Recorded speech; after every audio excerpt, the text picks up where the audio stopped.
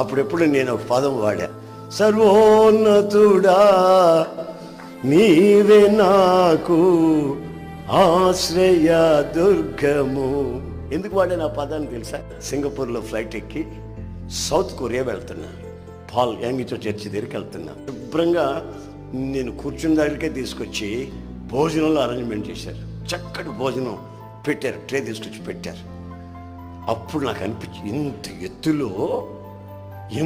ఎత్తులో ఎగిరిపోతూ ఉంటే ఇక్కడ రాజభోజనం నుంచి పెట్టారు రా బాబు, వీళ్ళు డబ్బులుగానే అడుగుతారేమో అనుకున్నా. తర్వాత పక్కన ఆయన అన్నాడు, డబ్బులు అడగరు, టికెట్లోనే ఉన్నాయి ఇవన్నీనో తినేయమన్నాడు. అప్పుడు ఆ ఆహారం తినేశాను.